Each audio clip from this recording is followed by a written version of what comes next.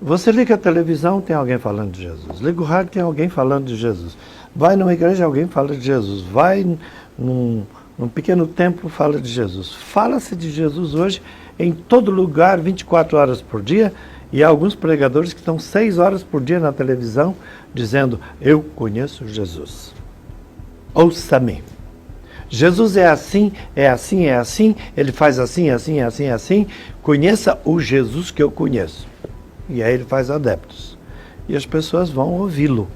Enche os templos, multidões.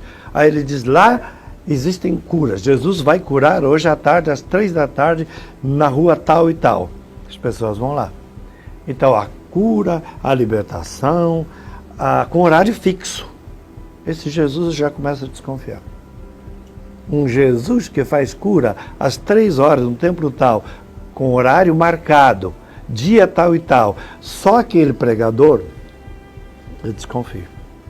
Não é o dos evangelhos. Porque o dos evangelhos deixa bem claro que o Pai é livre. Seja feita a vossa vontade, na terra como no céu. Pai, se possível passar de mim esse cálice sem que eu beba, tudo bem, mas se não é possível, faça-se a tua vontade. Jesus manda orar no Pai Nosso. Glorificado seja o teu nome, seja feita a tua vontade. Então é Deus que decide. O milagre é dele. Como é que eu vou marcar horário? Então eu já desconfio desse Jesus e desse pregador. Aí vem alguém e me diz assim, como uma senhora me perguntou esses dias, no santuário lá, onde eu ia celebrar, essa vai ser missa de libertação? Eu olhei para ela, daquele meu jeito de mineiro, eu não sei. A senhora vai ter que perguntar para Deus, porque quem faz milagre e libertação, cura e libertação é Ele. E eu vou celebrar a missa que todo católico ouve, e eu não distingo entre missa de cura e libertação e missa. Toda missa de cura e libertação não tem horário. Então eu não sei, senhora, eu vou celebrar a missa da Igreja Católica. O que vai acontecer em consequência dessa missa é com Deus e a pessoa. Eu não marco para Deus a hora do milagre. Ela parou. Entendeu? Então a gente vai falando frases e depois não procura explicar, aí dá confusão. A igreja precisa ser explicada. A fé tem que ser explicada. Por isso que eu estou escrevendo esses catecismos e outros estão fazendo. A fé católica e evangélica anda muito mal explicada por aí. O cristianismo está mal explicado. E por isso acontecem essas variações excessivas no rosto de Jesus, que no fim você deturpa e já não sabe mais quem é o Jesus. Aquele histórico, que os cristólogos estudam, e aquele da fé. E aí, foi por isso que eu escrevi esse livro. O senhor falou de conhecer a igreja, eu li no seu site um artigo recente, Catequese a Longo Prazo. É um desafio tanto para nós, leigos, e para os sacerdotes também, né? Acho que tudo aquilo que é muito apressado começa a apresentar defeitos funcionais e estruturais. Faça uma casa depressa demais, faça um prédio depressa demais, pinta um quadro assim depressa demais, você vai começar a ver tanto defeito, porque você não teve tempo de assimilar a arte que você foi construindo, nem o edifício. Pessoa é a mesma coisa. Casamento apressado, religião apressada, catequese apressada, não tem o tempo de amadurecer, e isso chama-se ascese. Dê tempo para a semente amadurecer, dê tempo para a árvore produzir a flor, depois o fruto, e para o fruto amadurecer. Aí quando você cortar esse fruto para comer, você está comendo um fruto maduro.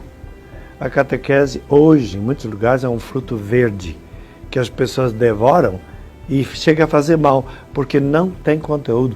Um grande número de catequistas não lê o catecismo da Igreja Católica. E a gente tem que ler tudo, né? Não só o catecismo, mas não só aquele trechinho. Bíblia, muitos não leram, são catequistas. Não conhecem o compêndio da doutrina social da Igreja. Esperneiam quando o padre fala de política.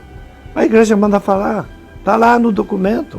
Desde Leão XIII foram mais de 40 pronunciamentos pedindo que os católicos se envolvessem com política e transformassem a política nos seus povos. Aí de repente vem um padre que disso eu não falo. Mas na hora de pedir ajuda econômica para o seu prédio, o senhor vai lá na autoridade e faz política. Isso não é política cristã? Tem que fazer a outra também? Vai lá brigar por aquele que está no esgoto e a céu aberto. Pode não ser da sua paróquia, mas ajude, porque tem esse direito. Não é porque mora longe que não é seu irmão. Então, isso tudo para mim é um assunto que a igreja precisa passar adiante para os fiéis. E nós temos hoje muita gente pregando, e não é para ofender, porque estão pedindo, eu estou falando, né? Fizeram a pergunta, eu falo. Agora, não é que eu vou pedir a televisão para falar, mas se pede, eu falo. É por isso que alguns canais não me convidam.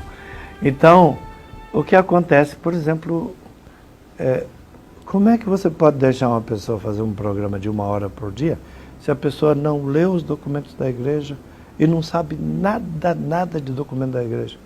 Como é que ele pode ser catequista, falar para milhões? Então tem alguma coisa estranha? É a mesma coisa que pedir um porteiro de edifício, de hospital, ir lá operar na sala da UTI. Ele não está preparado. Põe quem está preparado. Então, cada um na igreja tem que exercer uma função. Isso não quer dizer que tem que ser doutor para falar, mas tem que ser leitor. Não tem que ser doutor, tem que ser leitor. Se sabe ler, se não é analfabeto, tem que ler, porque isso está nos livros. E o conhecimento guia o sentimento, porque se não tiver um conhecimento, o sentimento vai ficar doido. E vai fazer afirmações erradas, e você vai cantar canções erradas, e uma palavra estraga a canção. Olha que canção linda do Zaqueu. Belíssima. Nossa, que canção bonita. Tem uma palavra lá que estraga tudo, porque nega o sentido cristão. Quero amar somente a ti. O cristão não pode fazer isso. Ele tem que amar a Deus e aos irmãos. E São João diz que é mentiroso quem ama só a Deus. Mas está todo mundo cantando na igreja, ninguém quer mudar. Está errado. Tem que dizer, dá-me amor intenso a ti, etc. Eu fiz uma canção em que Jesus morre e acabou. Muitos anos depois, um bispo me falou, tem que mudar essa canção. Muito sério, muito bem. E olha que eu sou professor de comunicação. Tá certo, seu bispo. Vamos orar. Fiz uma quinta estrofe para um certo Galileu e agora tem 6 dogmas a mais cantados. Por quê? Vamos corrigir, qual é o problema? E tem gente, tem cantor aí que não admite corrigir a música dele. Como se ele soubesse tudo, nós todos erramos. Na hora que alguém me disser que a música está errada, me prova, eu vou lá e mudo amanhã. Não tenha dúvida, estou a serviço. Eu acho que está havendo um pouco de empáfia, de orgulho. Fiz uma coisa na qual ninguém pode mexer. Por que não pode? A igreja pode. A igreja pode me mandar parar de cantar a hora que ela quiser. Meus superiores podem a qualquer momento dizer, pare de pregar. Um bispo pode me dizer, na minha diocese você não entra. A igreja tem autoridade e eu estou a serviço dela. Então, tudo bem, um diretor de televisão pode me dizer, na minha televisão você não fala. Sim, a televisão é dele, lógico, o cavalo é dele, mas os arreios e a espora são meus. Eu vou para outro lugar, se for o caso. E se não tiver lugar nenhum para mim, para pregar a palavra de Deus, lá fora, na mídia, eu estou há 40 e poucos anos, gente, eu tenho recurso. Dá para pregar numa favela, dá para ser padre numa igrejinha pequenininha, dá para ir no hospital cuidar de enfermos. Tem muito lugar onde um padre pode atuar como padre. Não precisa ser na mídia. Se a mídia não me quiser, tem quem me queira. A mídia é um instrumento. E esse instrumento não é fundamental na minha vida. Não fui eu que escolhi televisão. Não fui eu que escolhi o rádio. Não fui eu que escolhi gravar. Me procuraram e pediram, como vocês me chamaram aqui. Então eu vou. Na hora que não me chamarem mais, eu tenho tanta coisa para fazer.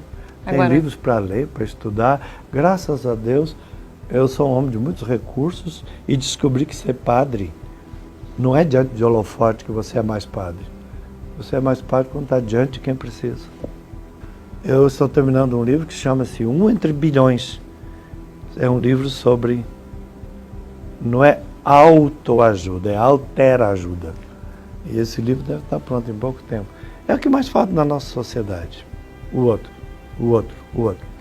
Meu euzinho assim, e o outro. Porque depois do meu eu, todo mundo é outro.